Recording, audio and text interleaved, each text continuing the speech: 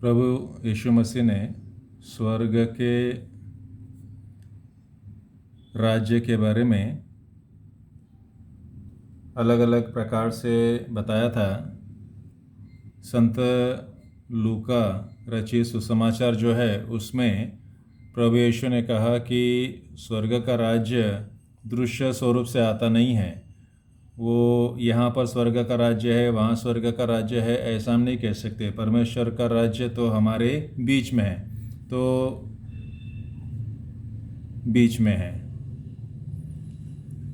प्रभु यीशु मसीह संत लूका रचित सुसमाचार के अनुसार प्रभु यीशु मसीह ने स्वर्ग के राज्य में कहा कि स्वर्ग का राज्य हमारे बीच में है। और जब मत्ती रचित सुसमाचार में ऐसा लिखा है कि संत मत्ती ने कहा है कि प्रभु यीशु मसीह ने जब एक भूतग्रस्त व्यक्ति को चंगा किया। ये जो भूत व्यक्ति ग्रस्त था ये गूंगा और बहिरा था, ये बोल नहीं सकता था और सुन नहीं सकता था। तो ऐसे व्यक्ति को जब प्रभु यीशु मसीह ने चंगा किया और जमे हुए लोगों को बताया कि यदि मैंने परमेश्वर की सामर्थ्य से इस मनुष्य को, ये जो भूतग्रस्त है, ये गूंगा और बहरा है, इसे चंगा किया है तो परमेश्वर का राज्य तुम पर आया है। तो यहाँ पर प्रभु यीशु मसीह दो बातें बताते हैं स्वर्ग के राज्य के बारे में। पहली बात यह है कि स्वर्ग का राज्य हमारे बीच में है, और दूसरी बात वो बताते हैं कि स्वर्ग का राज्य हमारे ऊपर आया है। तो ये स्वर्ग के राज्य की विशेषता है। कई बार हम ये मानते हैं कि जैसे बचपन से हमें बताया गया था कि स्वर्ग का राज्य ऊपर है, जैसे ये पृथ्वी है, यहाँ हम हैं, और हमें बताया गया है कि स्वर्ग का राज्य हमारे ऊपर है।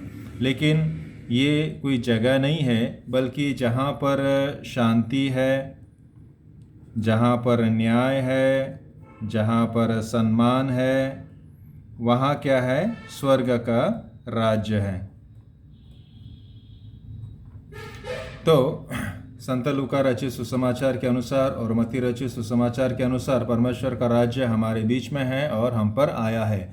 जहाँ कहीं अच्छा काम किया जाता है, जहाँ शांति प्रस्थापित की जाती है, जहाँ न्याय को महत्व दिया जाता है, जहाँ एक दूसरे का सम्मान किया जाता है, स्वीकार किया जाता है, वहाँ क्या है? स्वर्ग का राज्य है।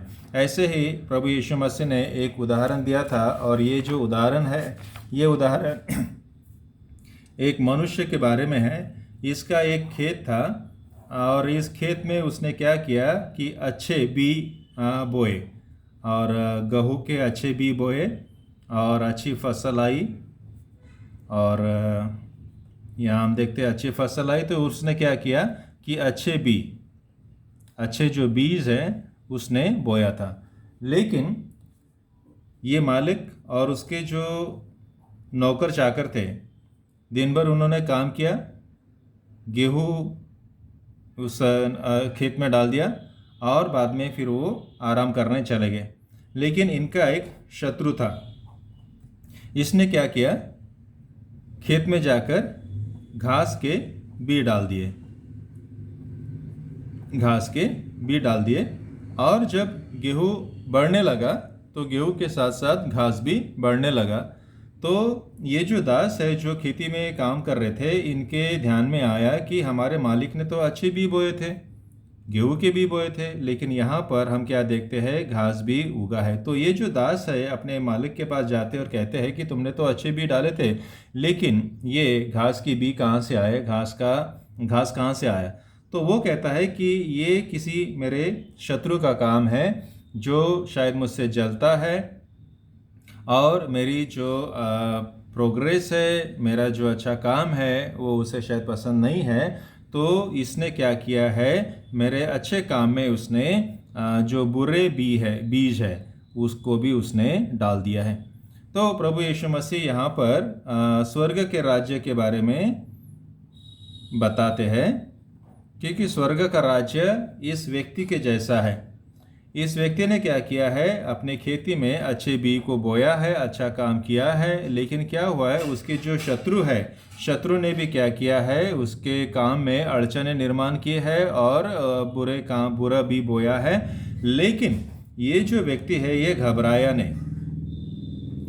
घबराया नहीं, इसने चिंता नहीं किया, ये निराश नहीं हुआ, अब क्या होगा ऐसा नहीं सोचा, बल्कि इसने अपने दास को क्या कहा, जब इनके दास ने कहा कि क्या चाहता है कि हम जाए और घास निकाल ले, तो ये व्यक्ति उनको कहता है कि नहीं नहीं, अभी ऐसा मत करो, ये जो गेहूं है और ये जो घास है दोनों को साथ में बढ़ने दो, कहीं ऐसा ना हो कि घास निकालते निकालते तुम्हारे हाथों से गेहूं का भी नुकसान हो जाएगा।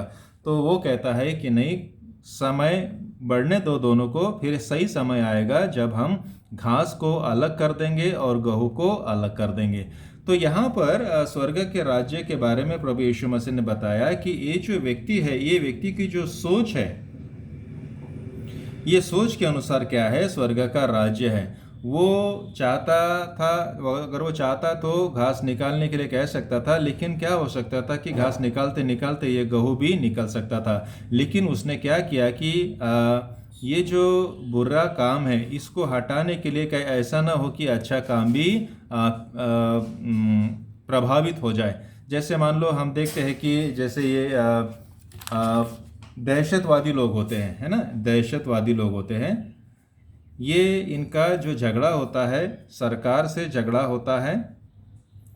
और सरकार से जब झगड़ा होता है तो ये लोग क्या करते हैं, जो सामान्य लोग होते हैं, सामान्य लोगों की क्या करते हैं, ये लोग हत्या कर देते हैं।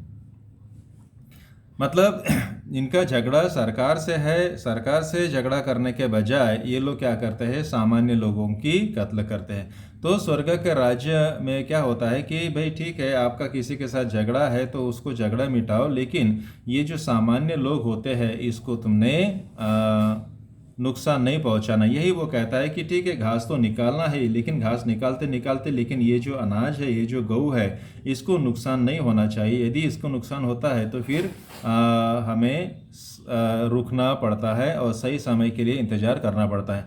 तो स्वर्ग का राज्य ये इस प्रकार की सोच में है, जहाँ इस प्रकार की सोच है कि नहीं, घास जो है, जो बुराई है उसको नष्ट करते समय जो अच्छाई है वो अच्छाई खराब ना हो जाए, इसकी ओर भी हमने क्या करना है, ध्यान देना है। तो जो लोग इस प्रकार से विचार करते हैं, ऐसे लोगों के ऊपर क्या है, स्वर्ग का राज्य है, और ऐसे लोगों के बीच में क्या है, स्वर्ग का राज्य है। तो हम परमेश्वर को धन्यवाद देते हैं कि परमेश्वर ने एक नई दृष्टिकोण हमें दिया है कि परमेश्वर का राज्य कैसा होता है।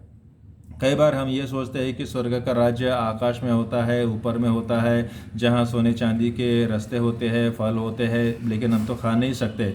लेकिन यदि हम व्यावहारिक दृष्टिकोण से विचार करें तो हमें पता चलेगा कि परमेश्वर का राज्य यहाँ हमारे बीच में है, हम पर परमेश्वर का राज है। जब हम इस प्रकार से सोच करते हैं कि नहीं, अच्छा काम करने के लिए अच्छा तो काम करना है, लेकिन अच्छा काम करते करते बुराई को तो नष्ट करना है, बुराई को तो हटाना है, लेकिन बुराई को हटाते हटाते ये जो अच्छाई है, ये अच्छाई का नुकसान नहीं होना चाहिए। तो ऐसे जब हम विचार करते हैं, ऐसी जो सोच होती है, तो ऐसी सोच में परमेश्वर का राज्य होता है।